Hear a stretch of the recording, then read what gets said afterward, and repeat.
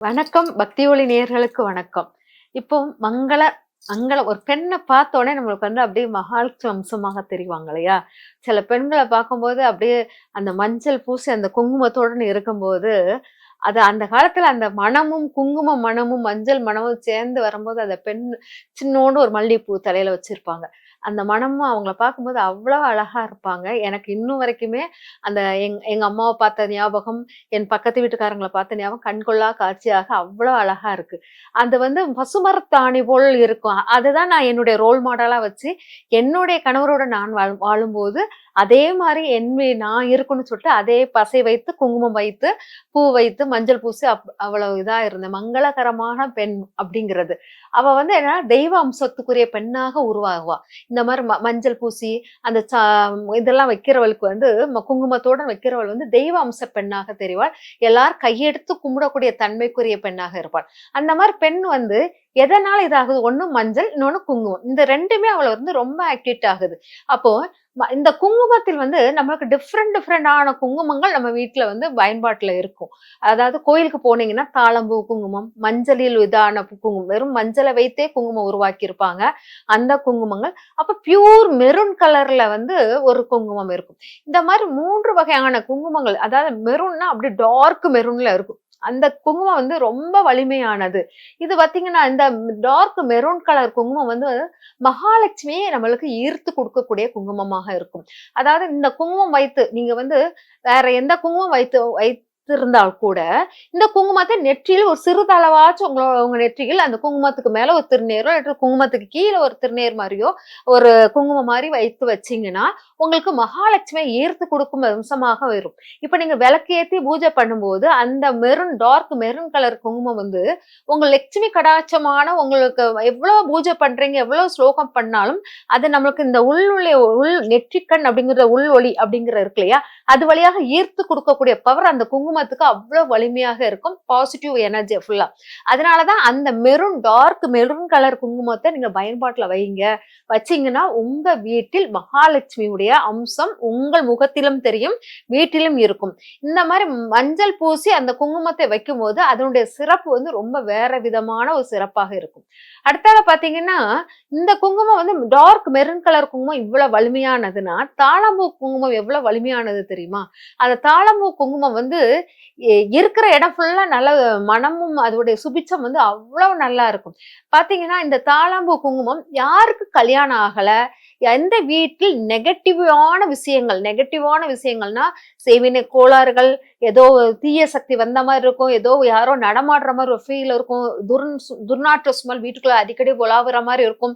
இந்த மாதிரி இருக்கிற இடத்தில் எதை வைத்து ரெக்கவர் பண்றது இந்த வீட்டை அப்படிங்கிற இருக்கிறவங்க இந்த தாழம்பூ குங்குமம் ரொம்ப பவர்ஃபுல்லானது.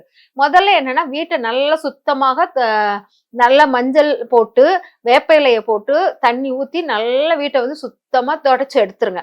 தொடச்சு எடுத்துட்டு அதுக்கப்புறம் கோமியம் வாங்கி வீட்டை சுத்தி தெளிங்க.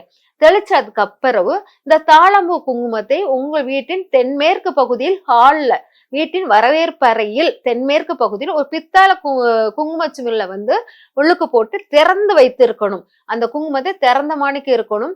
ஏன்னா தென்மேற்கில் தான் நம்ம நெகட்டிவ் எனர்ஜி எல்லாம் வரும். அந்த இடத்துல இந்த தாழம்பூ குங்குமம் வைத்திருந்தீங்கன்னா, இந்த நெகட்டிவ் எனர்ஜியை ஃபுல்லா அது துரத்து விடும் தன்மை இந்த தாழம்பூ குங்குமத்துக்கு ரொம்ப பவர் உண்டு.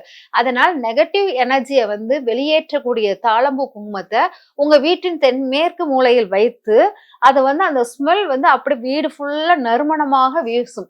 உங்களுக்கு எந்த ரூமில் உங்களுக்கு அதிகமாக துர்சக்திகள் நடமாட்டமும் துர்நாற்றங்கள் வருதோ, இல்லாட்டா எந்த வீட்டுல எந்த ரூம்ல உட்காரும் போது உங்க மைண்ட் டிஸ்டர்பன்ஸ் ஆகிக்கிட்டே இருக்குதோ, அந்த ரூம்ல அந்த தாழம்பூ குங்குமத்தை வைத்து நீங்க இது பண்ணீங்கன்னா, அந்த ஸ்மெல்லுக்கும் அதுக்கும் அந்த வீட்டை ரொம்ப எனர்ஜிஃபுல்லா, ரொம்ப பவர்ஃபுல்லா ஆக்கிரும். இந்த தாழம்பூ குங்குமம் எவ்வளவு நாள் அந்த அந்த இடத்துல வைக்கலாம்னு உங்களுக்கு அடுத்த கொஸ்டின் இருக்கும். நீங்க பாருங்கன்னா அந்த தாழம்பூ குங்குமத்தை கரெக்டா 15 நாளைக்கு ஒரு தடவை அதை எடுத்து மாத்திரணும். அப்போ அந்த குங்குமத்தை நான் 15 நாளைக்கு ஒரு தடவை அந்த குங்குமத்தை நாங்க என்ன செய்யலாம் நெக்ஸ்ட் கொஸ்டின் கேட்பீங்க.